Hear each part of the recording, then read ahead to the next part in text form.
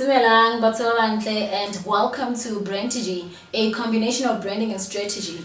My name is Mpafi and I am a co-founder of Brandtg, together with Calvin Mutfaneti. On this platform, we're going to be sharing content relating to branding as well as service design. Today, we're going to be focusing on service design, looking at a cool, innovating method called stakeholder mapping. Now, before we get into the exercise of stakeholder mapping, let me first start by defining what stakeholder is. A stakeholder is an individual or a group that has vested interest or a stake in your business or in the solution that you are building. So if you think about stake, what do we mean by somebody has got a stake in your business? Think these three words: interest, rights, and ownership. What we mean by interest is that, for example, if someone makes decisions that can affect your business, or the decisions that you make in your business can affect that person, they have an interest, therefore they qualify as a stakeholder in your business or in the solution that you are building.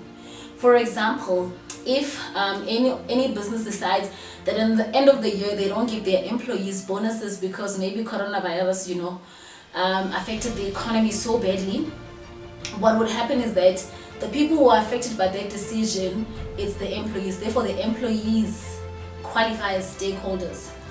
Number two, it's right. So if anybody has a legal right to take legal action against you, they qualify as a stakeholder. For example, if I am a landlord and I go into a contractual agreement with a tenant and I break one of the clauses on that contract, the tenant has a legal right, to take legal action against me. So therefore, the tenant qualifies as a stakeholder. In terms of ownership, if someone owns an asset in your business or in the solution that you are developing, that person becomes a stakeholder, or even the shareholders of your business become stakeholders. So now that we are done with defining stakeholder, let us then move into step one.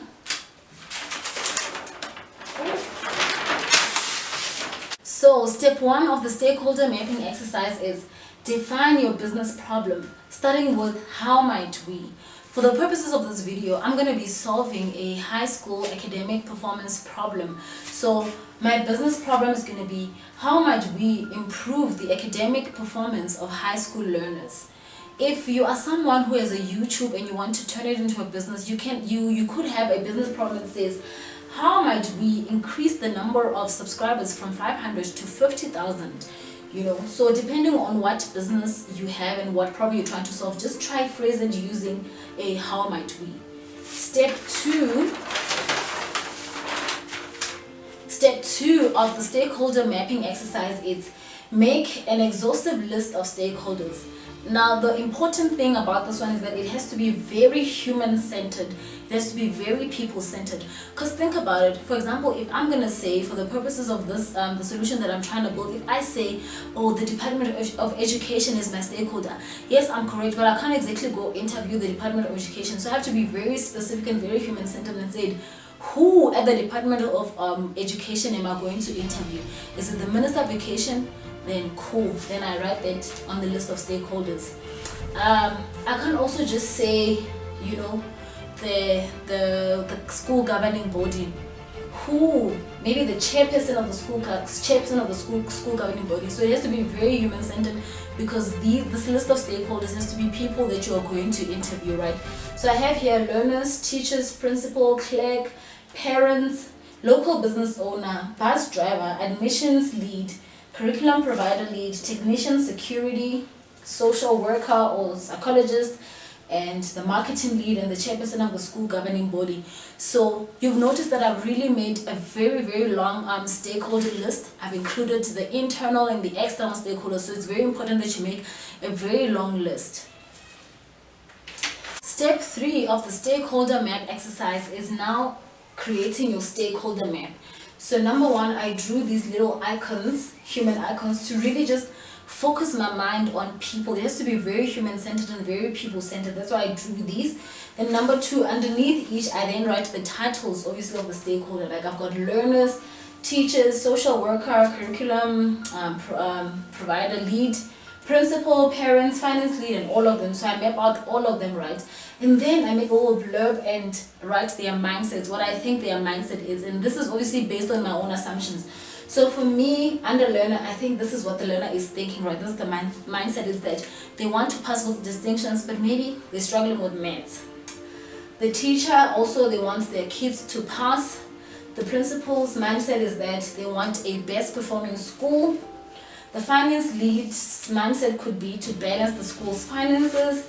The social worker could be to solve the learners of the problem. So you write what you think the mindset of the stakeholder is based on your own assumptions. And that is it for stakeholder map, step 3. Step 4 of the stakeholder map is called influence and interest map. So this is a graph that has 4 quadrants, and on this side it shows the level of influence that the stakeholders have on the solution that you're trying to build. On this side it shows the level of interest that the stakeholders have on the solution that you're trying to build. So on this quadrant, obviously it's stakeholders. You put all the stakeholders that have high influence, and you put all the stakeholders that have high interest. For example, it's your learners, your teachers, your principals, and the chairperson of the school's governing body. So these are the stakeholders that you need to manage most thoroughly, right? For example, if a learner decides they're not interested in your solution, they have that influence, a very high influence, to influence their parents, their teachers, the principal, and everyone around them to say that, you know, your solution is actually not working for them.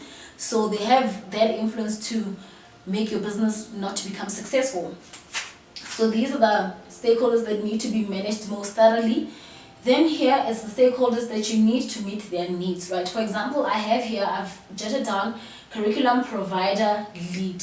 So they might not have high interest, you know, they might not, somebody who's sitting in the Department of Education might not be interested, obviously, in a solution that you're just coming up with now and going to schools and finding out if people are really interested in it, but they have high influence, right? So once maybe your business booms and they start looking at your content and they realize that but the content that you're sharing is not in alignment with our curriculum, they have influence and the power to say that this is not working out, and therefore, you know, your business has to stop. So it's this quadrant. Then this quadrant, it's the ones that have low interest and low influence. For example, I have bus driver, school bus driver, the clerk, the cleaners, the securities. They have low interest and low influence, and you have to keep regular but minimal contact with them.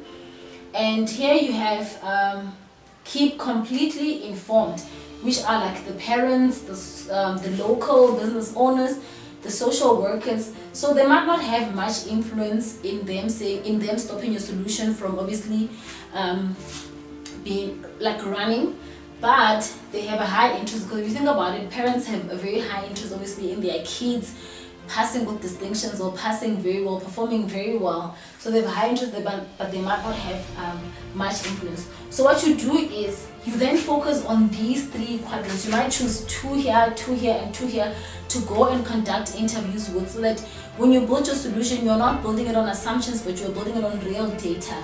So you might pick you might choose to interview parents and the social worker, and here you might pick to interview the school's governing body, the teachers and the learners, and here you might pick to interview the curriculum provider lead, right?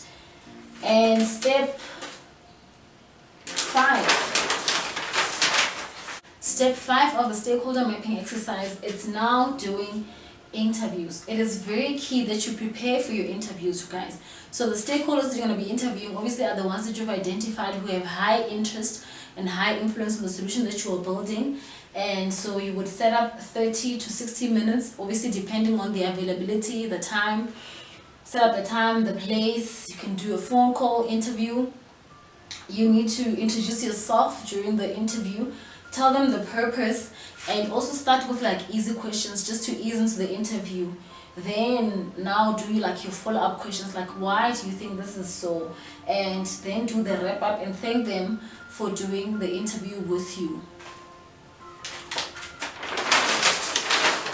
The final step of the stakeholder map, which is step 6, is revisit stakeholder map with actual interview data.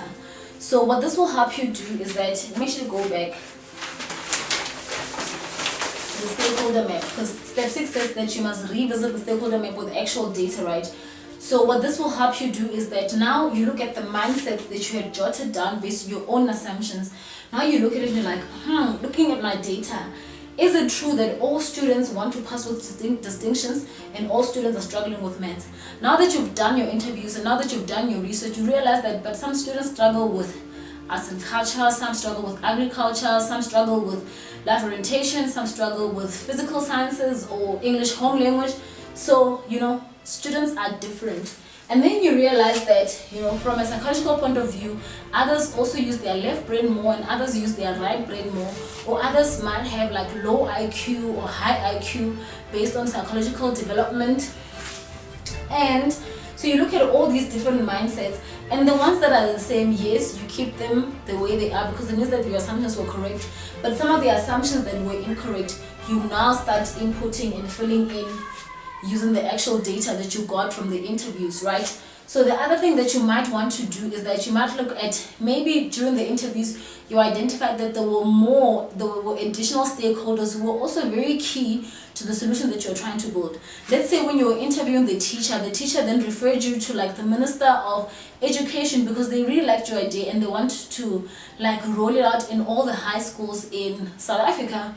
So you now have an additional stakeholder. So you come here and you create an additional stakeholder and write Minister of Education, and you write what your mindset is, and you go through the process of going to interview the Minister of Education. So now what this helps you do is that it just helps you not just build on limited preconception of what you think the stakeholders are. For example, somebody might not have thought of all the list of stakeholders with this problem that I'm trying to solve. Maybe they could have just thought of students only or teachers only in the principal. But then in actual fact, going through this process helps you open up your mind to see that there are actually other more important stakeholders that you can reach out to. And this helps you increase your level of impact, increase the level of opportunities that you have, it increases your scope, it just enlarges and scales up your solution. So this is the benefits of stakeholder mapping.